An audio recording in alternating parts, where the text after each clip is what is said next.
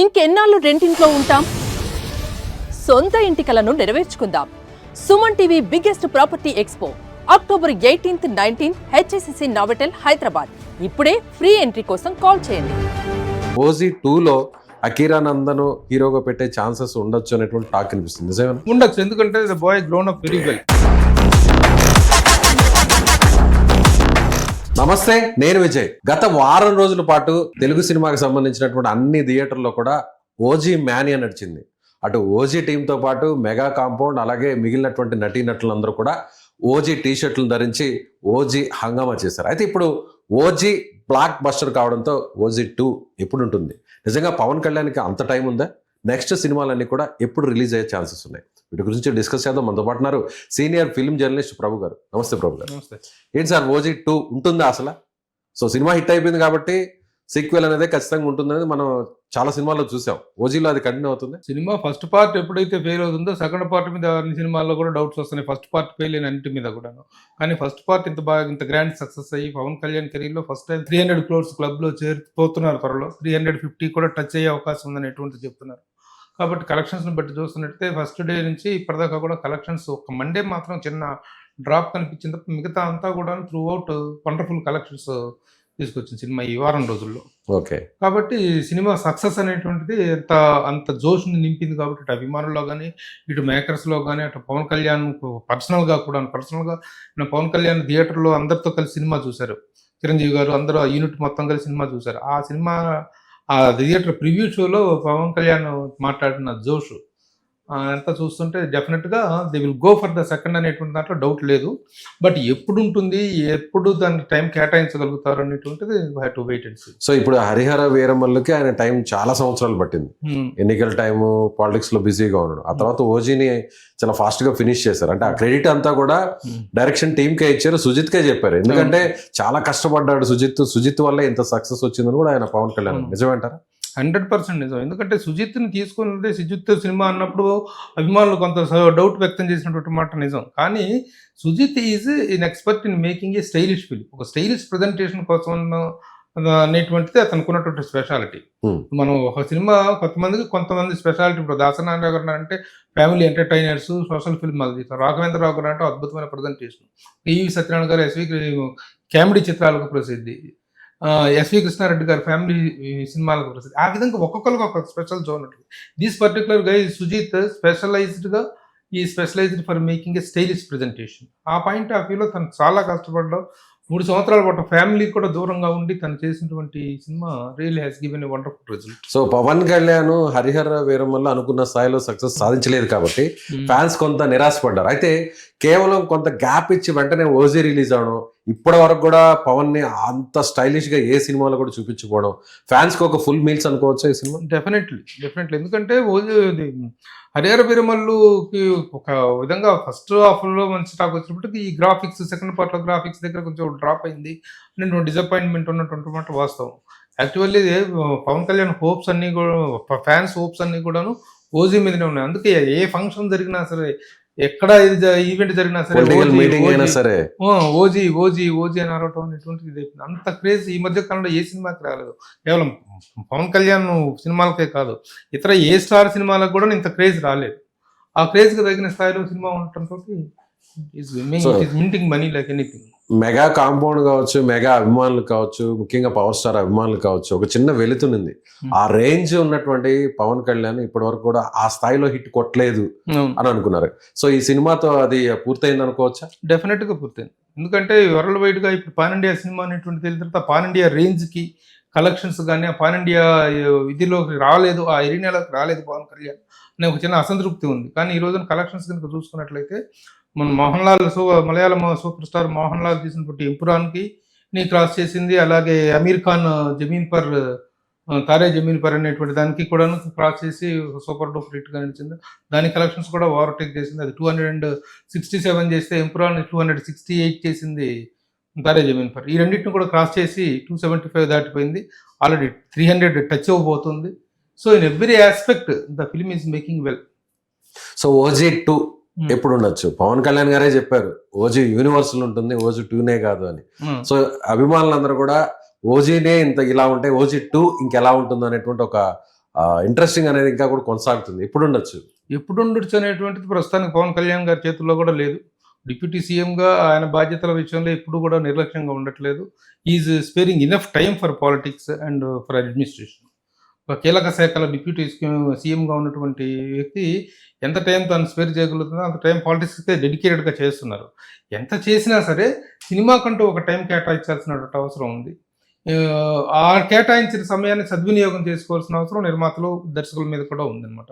Correct schedule plan చేసుకుంటే ఇదివరకు ఇట్లాగా సంవత్సరాల తరబడి ఇప్పుడు హరిహర వీరమల్లు లాగానో మిగతా సినిమాల లాగానో డిలేగా అయ్యేటువంటి పరిస్థితి లేకుండా కరెక్ట్ షెడ్యూల్ ప్లాన్ చేసుకుంటే మాత్రం ఇట్ ఈస్ పాసిబుల్. నెక్స్ట్ 1 yearలోనే సినిమా వచ్చే అవకాశం ఉంది. అలాగే ఓజీలో కూడా పవన్ కళ్యాణ్ గారి కుమారుడు అకిరానందన్ ఉన్నాడు అని కూడా అందరు అనుకున్నారు, కానీ ఎక్కడ కూడా కనిపించలేదు. కానీ బ్యాక్ షేడ్ లో ఏదో కాస్త అకిరానందన్ అనుకున్నారు. అయితే ఇప్పుడు ఓజీ 2లో అకిరానందన్ హీరోగా పెట్టే ఛాన్సెస్ ఉండొచ్చు అనేటువంటి టాక్ అనిపిస్తుంది, నిజమేనా? అది ఓజీ డైరెక్టర్ సుజీత్ కును పవన్ కళ్యాణ్ కి తప్ప మరి ఎవరికి తెలియనట్టు ఛాన్సెస్ ఏమన్నా ఉండే అవకాశం ఉండొచ్చు. ఎందుకంటే the boy grown up very well. చాలా మంచి హైట్, పర్సనాలిటీ చాలా బాగా వచ్చారు. తను ఈజ్ చాలా హ్యాండ్సమ్ గా తయారాడు. ఎక్స్పెక్టేషన్స్ కానీ తను ఎక్కడ కనిపించిన చిన్న పవన్ కళ్యాణ్ వెనకాల నడుస్తూ 4 అడుగులు అతను కనిపిస్తున్నప్పుడు వెనక బ్యాక్ ఫోకస్ లో కనిపించినా సరే ఫ్యాన్స్ రూతులు దిగిపోతున్నారు. కాబట్టి ఉంటే బాగుంటూ అనేటువంటి ఇదైతే ఉంటారా లేదనేటువంటిది సబ్జెక్ట్ డిమాండ్ని బట్టి ఉంటుంది. సబ్జెక్ట్లో తనకు అవకాశం ఉందా లేదనేటువంటిది. ఎందుకంటే తనని వంటూ ప్రజెంట్ చేస్తే సోలోగా ప్రజెంట్ చేస్తారు తప్ప ఇలా చేస్తారనేటువంటి అనుకోవట్లేదు. అంటే పవన్ కళ్యాణ్ డేట్స్ ఇచ్చే టైం లేకపోతే, పాలిటిక్స్ లో ఆయన బిజీ అయిపోతే, సో పవన్ కళ్యాణ్ రూపంలో ఆయన కుమారుడిని ఎలాగో కూడా సినిమాకి ఇంట్రడక్షన్ చేయాల్సిందే. అది ఓజీ 2 ద్వారా చేసే ఛాన్సెస్ ఉన్నాయి. ఆ క్యారెక్టర్ సూట్, ఆ క్యారెక్టర్ గ్యారంటీ సూట్. ఎందుకంటే personality wise, height, weight, handsome look ఇదంతా కూడాను చాలా ఫిట్టింగ్ గా కనిపిస్తున్నాడు తను. కాబట్టి డెఫినెట్ గా ఉండే అవకాశం ఉంది. ఓజీ 2 అనేటువంటిదే అకిరాకి ఎంట్రీ కావచ్చు, డెబ్యూ కావచ్చు అనేటువంటి ఆశాభావాన్ని కూడా అటు ఫ్యాన్స్ వ్యక్తం చేస్తున్నారు. ఇటు ఇండస్ట్రీలో కూడా అవైటింగ్ గా ఉంది ఆ particular topic. So next movie Ustaad Bhagat Singh ఎప్పుడు ఉండే అవకాశం ఉంది? ఉస్తాద్ భగత్ సింగ్ జనవరి సమ్మర్ స్పెషల్ కావచ్చు అని అనుకుంటున్నారు. సమ్మర్లో రిలీజ్ చేయడానికి జరుగుతున్న ప్రయత్నాలు ముమ్మరంగా సాగుతున్నాయి. ఎందుకంటే అంటే ఈ విధంగా చూసినట్లయితే విత్ ఇన్ ఏ 1 year పీరియడ్లో 3 films పవన్ కళ్యాణ్ రావటం అనేటువంటిది చాలా చాలా రేరెస్ట్ థింగ్. ఇంతవరకు తన కెరీర్ స్టార్ట్ చేసిన తర్వాత ఇంత నియరెస్ట్గా సినిమా రిలీజ్ అవడం అనేది జరగలేదు. ఉస్తాద్ భగత్ సింగ్ కూడా coming out for the summer అనేటువంటిది వినిపిస్తుంది. సో తర్వాత ఇంకా మూవీస్ ఏమన్నా ఉన్నాయంటారా? ఇంకేం లేదు ప్రస్తుతానికి. దీని పార్ట్ 2 అనేటువంటిది యాక్సెప్ట్ చేస్తాడా లేదా, ఎంతవరకు వెళ్తుంది అనేటువంటిది, తనకి టైం ఎంతవరకు ఎలో చేస్తుంది అనేటువంటి వెయిటెన్సీ. కానీ సెలబ్రేషన్స్ కానీ, సినిమా తెచ్చినటువంటి ఊపు కానీ, ఇప్పుడు ఈ సినిమాకు వచ్చినటువంటి సక్సెస్ రేంజ్, ఆ రేంజ్లోనే సక్సెస్ మీట్లకు కూడా ఎక్కువగా పవన్ కళ్యాణ్ అటెండ్ అయినట్టు లేదు. అలాంటిది ఈరోజు సాయంత్రం ట్రైడెంట్ హోటల్లో చాలా పెద్ద సక్సెస్ మీట్, పెద్ద గ్యాదరింగ్ జరగబోతుంది ఆ యూనిట్ మొత్తం కలిసి, ఎంటైర్ మీడియా సమక్షంలో. దట్ ఈస్ అది కూడా ఇంతవరకు అలాంటి సెలబ్రేషన్స్ లో పాల్గొన్న పవన్ కళ్యాణ్ దాంట్లో పార్టిసిపేట్ చేయటం, మొత్తం యూనిట్ అందరితో ఒక grand success, block buster success meet అనేటువంటి జరుగుతుంది. సో మెగా ఫ్యామిలీ అందరూ కూడా కలిసి మూవీని కూడా చూసారు ప్రసాద్ ల్యాబ్స్ లో. సో ఆ ఫ్యామిలీలో ఇది ఒక మెమరబుల్ ఇన్సిడెంట్స్ అనుకోవచ్చు. డెఫినెట్ గా. ఎందుకంటే ఈ మధ్య కాలంలో అంత పెద్ద షో ఒకటి, సెలబ్రిటీ షో అనేటువంటిది, మెగా హీరోస్ అందరూ కలిసి వచ్చినారంటే that itself is a very big gathering. దానికి వచ్చినటువంటి అప్లాజ్ కూడా చాలా బాగుంది. సోషల్ మీడియాలో దానికి సంబంధించినటువంటి విజువల్స్ అన్ని కూడా బాగా వైరల్ అవుతున్నాయి. సో పవన్ కళ్యాణ్ రాజకీయాల్లోకి వెళ్ళిపోయాక, హరిహర వీరమల్లు మిక్స్డ్ టాక్ వచ్చాక, సో ఇక పవన్ కళ్యాణ్ పని అయిపోయిందని ఆయన వ్యతిరేకులు రాజకీయాల్లో మాట్లాడుతూ వచ్చారు. సో ఈ సినిమాతో వాళ్ళకి ఒక సరైనటువంటి ఆన్సర్ వెళ్ళింది అనుకోవచ్చా? ఇంకా తగ్గలేదు, ఆయన స్టామినా అలాగే ఉంది, నెక్స్ట్ ఎప్పుడు సినిమా తీసినా కూడా పవన్ కళ్యాణ్ క్రేజ్ అలాగే కంటిన్యూ అవుతుంది అనుకోవచ్చు? ఇప్పుడు ఎట్లాగంటే ఒక సినిమా ఏదో చేయనంత మాత్రాన ఒక స్టార్ తాలూకు స్టామినా పడిపోయిందని, పని అయిపోయిందని, ఆయన రాజకీయాల్లోకి పూర్తిగా అక్కడ వెళ్ళిపోయారు కాబట్టి వెళ్ళినా వెళ్ళపని అసలు ఒక సినిమా తాలూకు ఫెయిల్యూర్ అనేటువంటిది ఒక స్టార్ని, అందులో పవన్ కళ్యాణ్ లాంటి స్టార్ని. అయితే ఇన్ని ఫ్లాప్లు వచ్చినాయి మధ్యలో, పవన్ కళ్యాణ్ మధ్యలో ఎన్ని ఫ్లాప్లు వచ్చినాయి.